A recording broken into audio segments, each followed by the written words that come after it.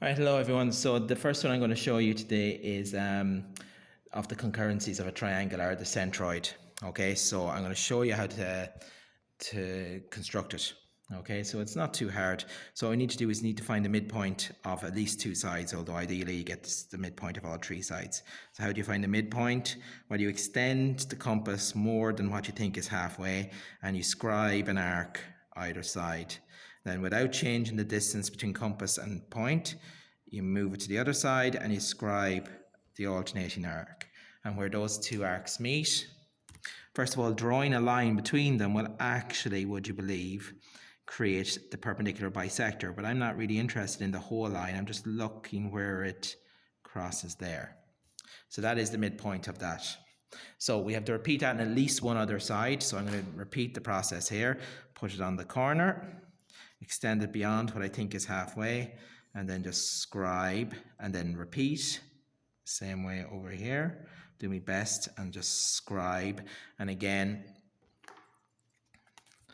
where I think they're going to meet, drawing that line would be the perpendicular bisector, but I just want the midpoint, and there it is there. Now, theoretically, joining the midpoint to the opposing corner and repeating that process somewhere else should give me the centroid. To be sure, you'd have to do the third.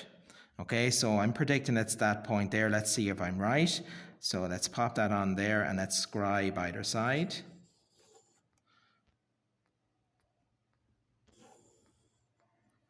So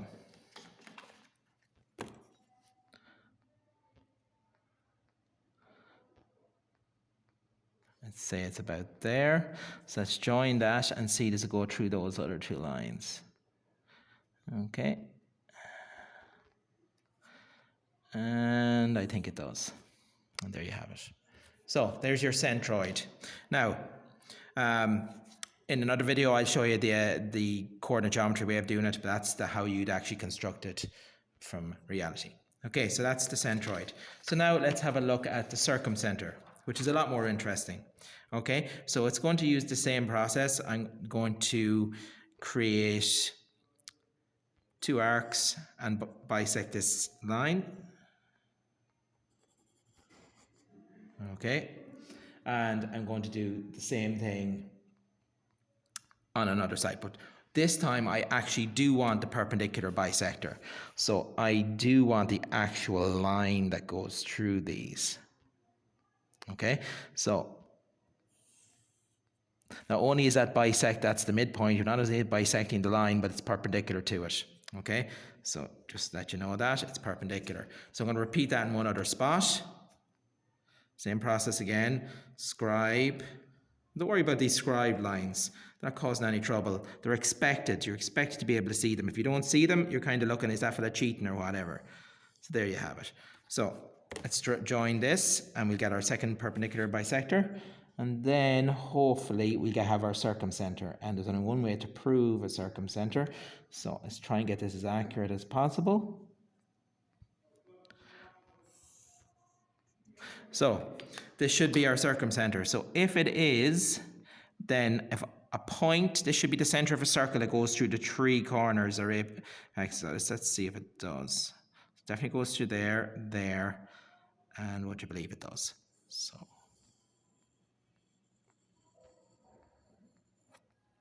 And there you have it. Perfect circumcentre. Okay, now one thing to remember, how am I getting this? I'm finding the midpoint and then I'm finding a line going through the midpoint perpendicular to the original line, and we'll need that piece of information when we come to prove this using coordinate geometry, but for now that's how you would do it. Right, our third one is the orthocentre. This one is probably the most boring one, so it's the quickest one. So this one doesn't require the compass. All it requires is two straight edges. Okay, and so all we're doing is we're putting one straight edge along one side and we're moving the other straight edge until it intersects with the opposing corner. And then we're drawing a perpendicular line. And we're repeating that, so that's perpendicular. And we're repeating that in one other location. You can do it in all the locations, but listen, Life's too short sometimes for this. So there you go. So let's do it in one other location. So let's move this. Perpendicular. And there you have it. That's the orthocentre. Probably the easiest one to do, but also in reality the most boring one to do. Okay, so I'm going to show you a bonus one. This one is not needed for coordinate geometry, but I'm going to show it to you anyway because I think it's a fun one. Okay, so this one is the, let's see which I'll do it on another triangle. Might do it. Yeah, I'll do it on one of these. So this one is called the Incircle. So this one, instead of bisecting a line, I'm bisecting an angle. So hopefully this one works perfectly well. So again, at this time I don't have to make any measure. I just make a measure along the line like this. Just one scribe either side. And then without changing the distance, put it on the new point and scribe in the middle, and from the other side do the same. So that bisects this angle, cuts this angle in half, quite literally. So that's what I'm going to do. Now, I'm going to do it at one other location. So I'm going to do it here. So again, I'm just scribe, and then pop it on here, and scribe,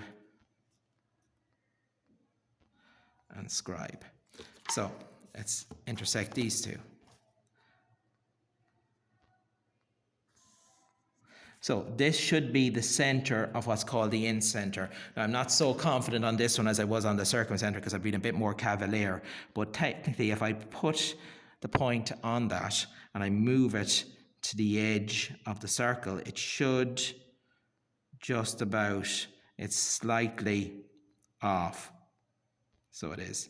So I'll just give it my best shot. It's slightly off. You can see that. So you'll have to forgive me this one. I'm not going to be as accurate as you when I'm under a bit of pressure. But technically, what should happen in Incircle is the circle that's drawn inside should have the 3 sides as 3 tangents to that circle. So again, a slightly bit off here because I was a bit cavalier with my corners. But you get the idea. That's called the Incircle.